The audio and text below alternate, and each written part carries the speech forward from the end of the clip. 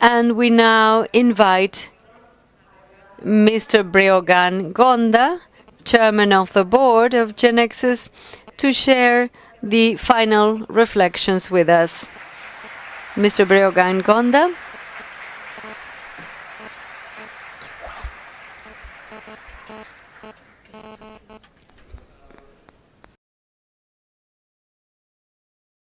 Good afternoon, my dear friends. It's a privilege to be here with you today.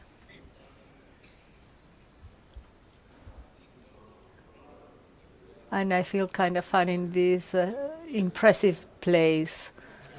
I actually am on stage, but it looks like an empty theater, which is strange because I can't see any of you. I usually look at people's faces and expressions, but today I can't. But let's move ahead. 25 years. 25 years is nothing, would say some. But for us, they have been very important. We are here today. And why are we here? We could say that we are here to celebrate these 25 years, and it's fine to celebrate until tonight, because tomorrow our mission continues. Many people have asked me to speak a little about the history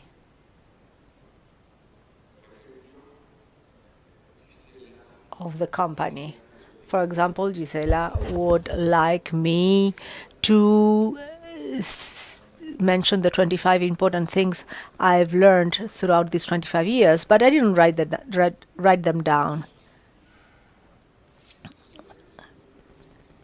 And in these events, I see picturesque things.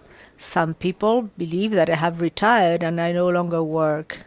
And they ask me different kinds of questions. For example, how's your handicap? Your golf handicap? How can you ask someone such a personal thing? Or they ask me, well, for sure you're traveling a lot.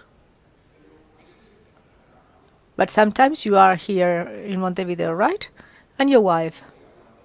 How can she bear with you all day long at home?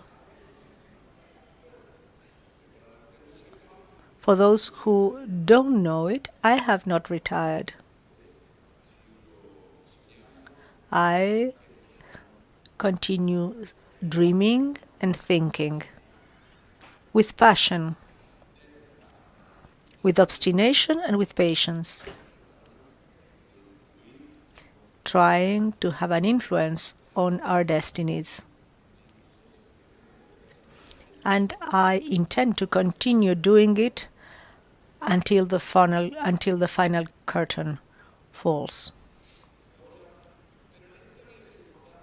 Now, a story is important. I have always liked to study history.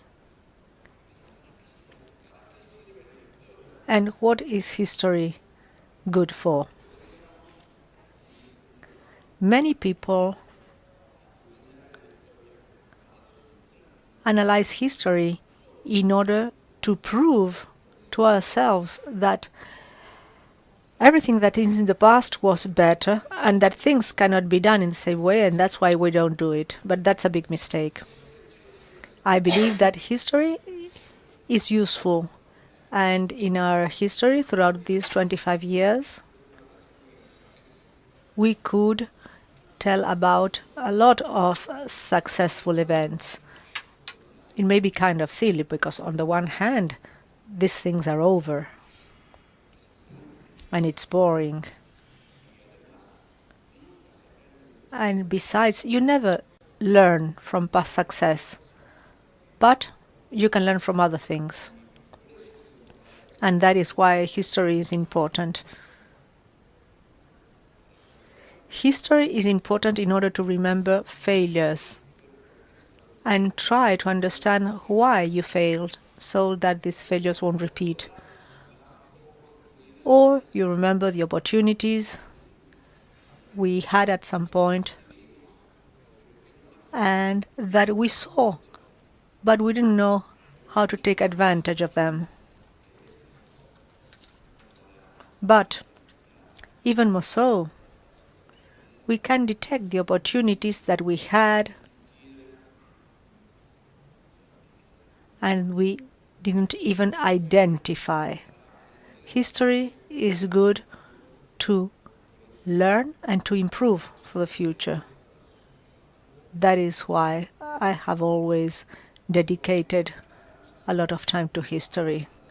So I'm not going to speak about that.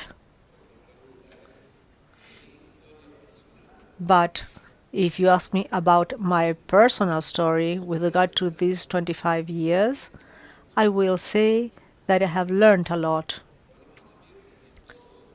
So have the others. We have all learned a lot.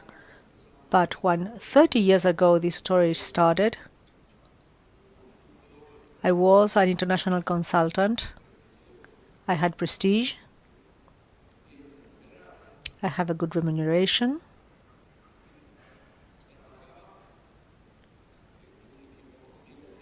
And I worked with myself. That was my team.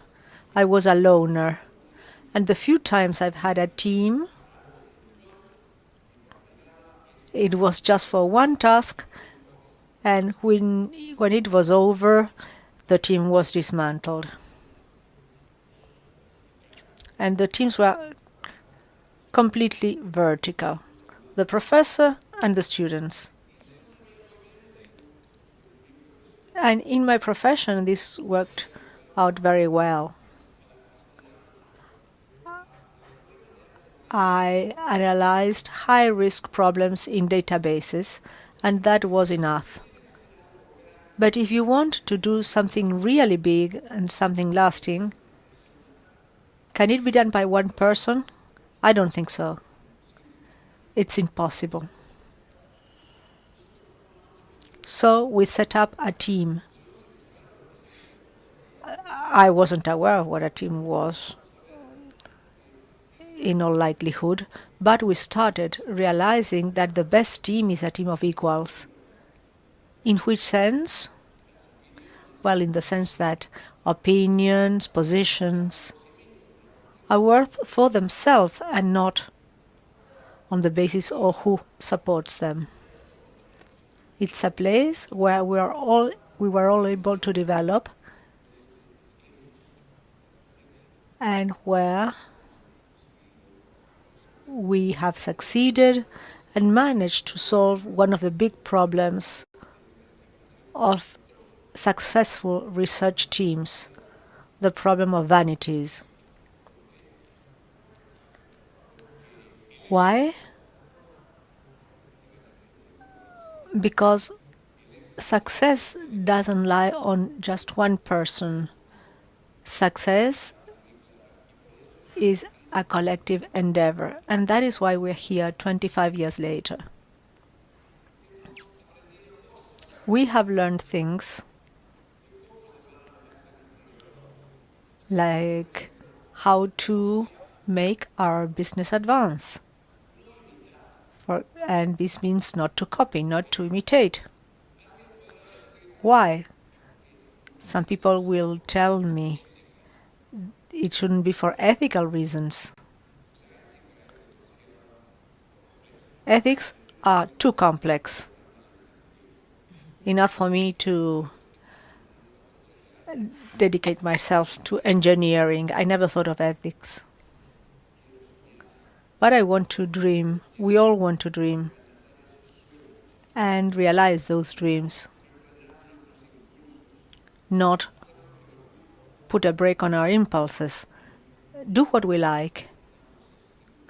And if we are imitating and copying the others, unfortunately, we are wasting the time we have to do what we want in order to materialize our dreams. we have created a culture of freedom and rigor. Many think that these two are incompatible, but they are wholly compatible. A culture of freedom and rigor to dream and to realize those dreams. And to a good extent, this is where success lies. And of course, there are many values that we cultivate. Some of these values are not virtues, they are necessary conditions without which nothing works. And that's independent from what we do in life. Humility, respect, responsibility, commitment, generosity, effort.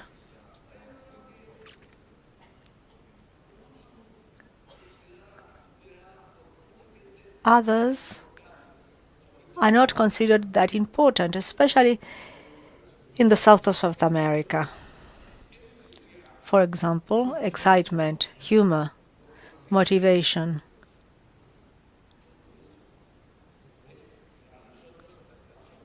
However, all that is essential to us. And thinking of motivation, every week I receive some publicity of someone who wants to teach some motivational courses or motivational actions, and I say, thank you very much. I don't believe in that. I think that motivation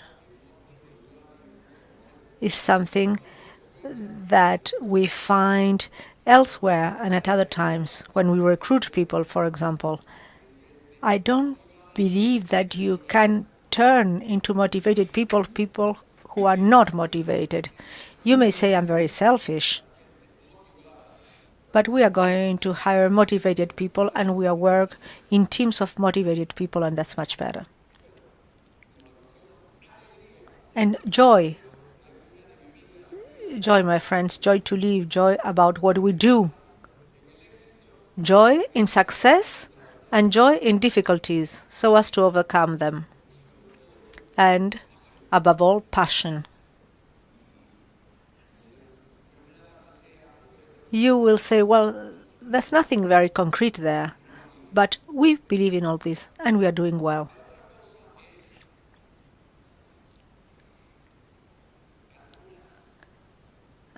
And then there are some philosophical beliefs. For example, we are Spartan.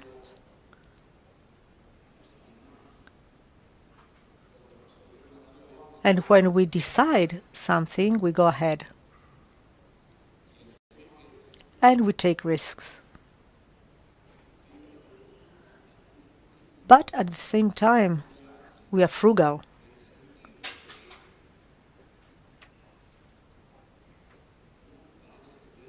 We don't think it's good ever to use excessive resources. The best things are done with the necessary resources. We have a team of researchers that has about 40 members.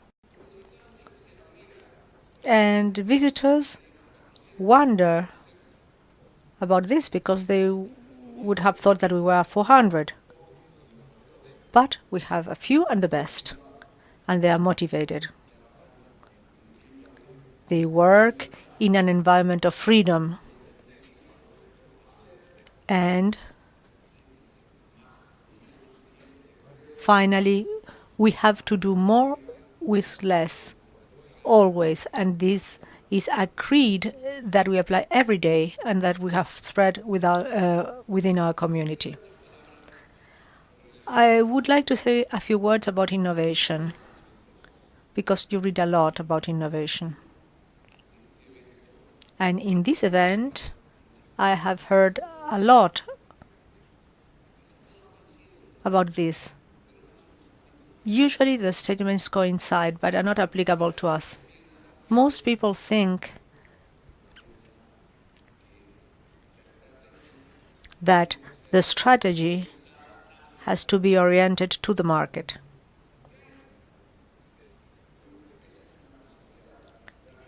That's a drastic possibility, but another drastic choice would be to have a strategy that is oriented towards science and technology. I believe that innovation is a very vague word. We would have to analyze what innovation is. And I would separate innovation into categories. The one I would call perfectioning, that is to say, I walk slowly with very short steps, and I am trying to attain goals that are very near me. I am very conservative, and I don't run risks. That is a market-oriented innovation. But what's our case? Is this something we can do?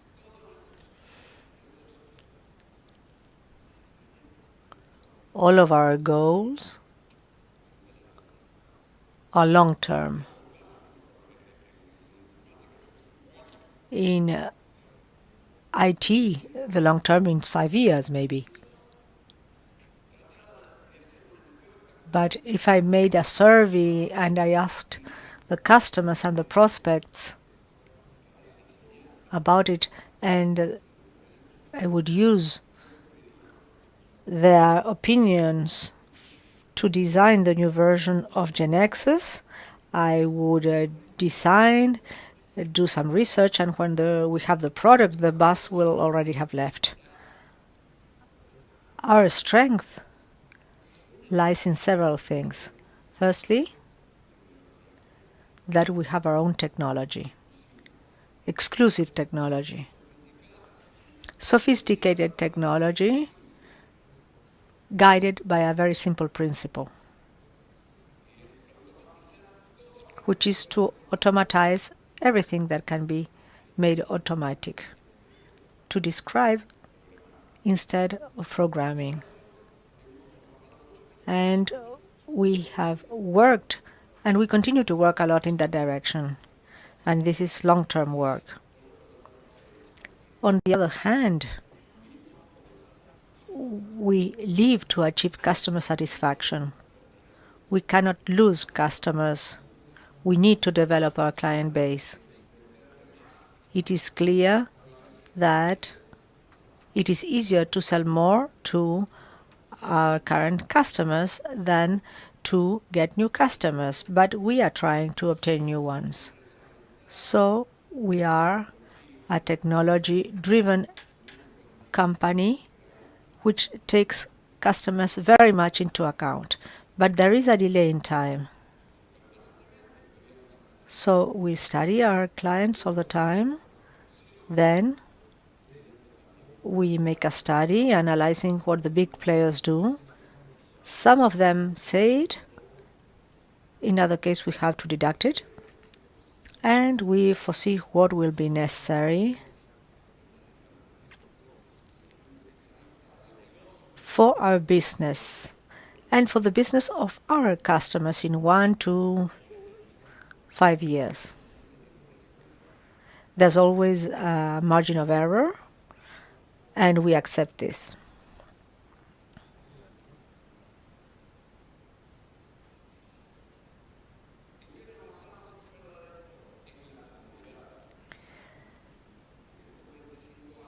Where do we base our work besides this? We base it on the community. And during these years, we have managed to develop a lot of exclusive technology, much more technology than the one that is contained in our products, because in order to place more technology, we have to wait for the right times. Our strength is in our technology. It's one of the pillars. And another pillar is our team. But maybe the strongest pillar is a community of more than 120,000 developers throughout the world that motivates us And they ask for things, they suggest things, they are always present.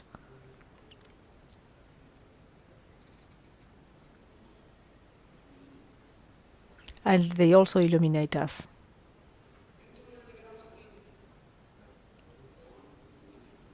So we get here, and today is not just any day, September 30th, 2015. And what is our business like? How does the world in which we live look like? Well, I promised I wouldn't speak about technology, and I won't.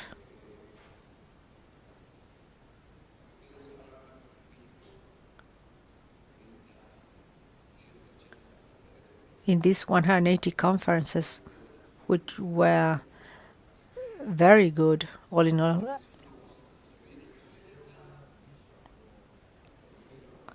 you have seen a vision on what is there and of things to come.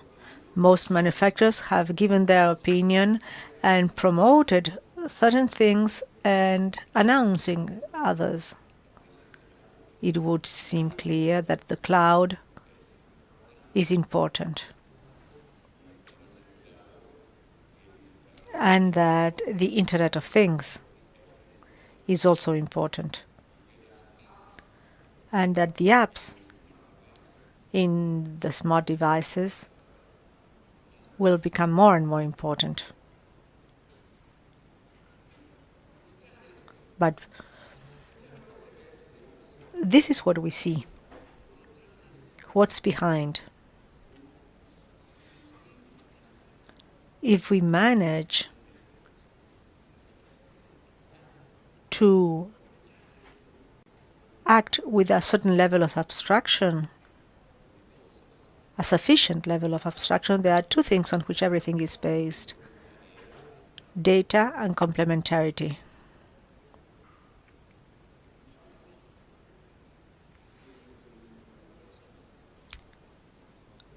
Our strengths have always been data.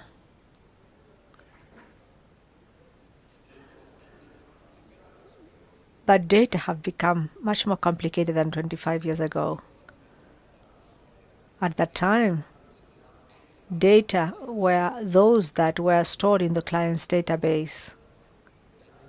Today, the data are in the customer's database or in another database, or they travel as services or as messages that are produced by sensors, or they are in a cloud.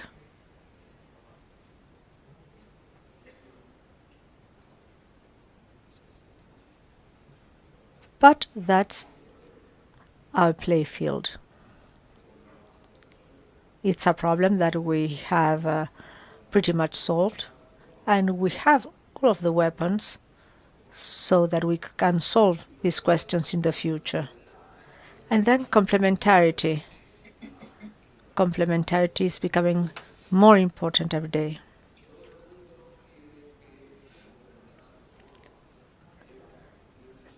Everything in the world needs to be complementary. The systems produced by GeneXus need to find complementarity with other existing systems and with things that are in one or several clouds. And we are also playing in our own field in this regard. This time, the match will be played in our field. So let us start working with all of the possibilities we have. Let us mobilize the 120,000 developers of our community, and let us look for more, because the moment is now, believe me.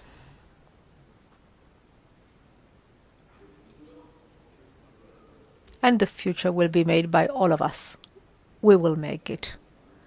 And it's in our hands like never before.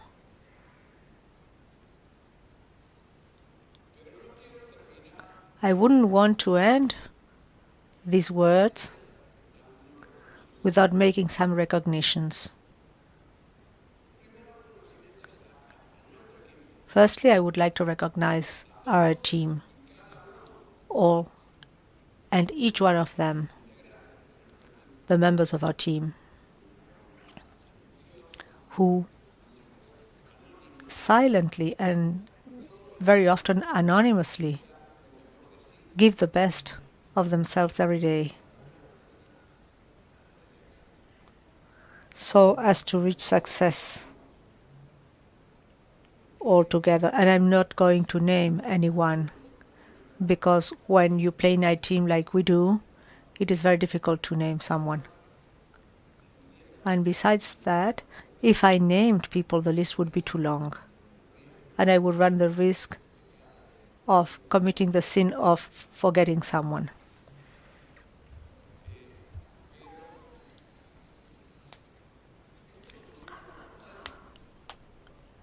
However, these are circles inside circles.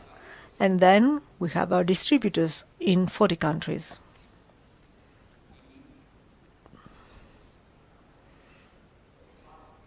And our partners, 150 partners that do things that are complementary.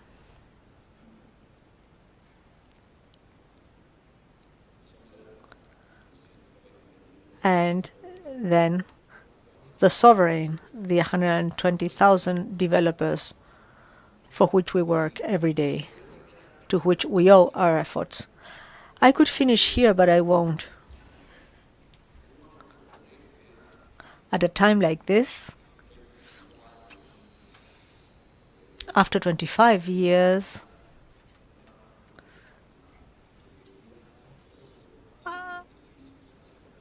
I have decided not to exaggerate. So I would like to name someone, Nicolás Godal, my colleague, my partner in this route. With him, for the 25 years, we have shared satisfactions, success, difficulties. And thanks to this, to a great extent, we have achieved all the rest. So, ladies and gentlemen, thank you very much for having participated. Thank you very much for being here. Thank you very much for your support, and good luck.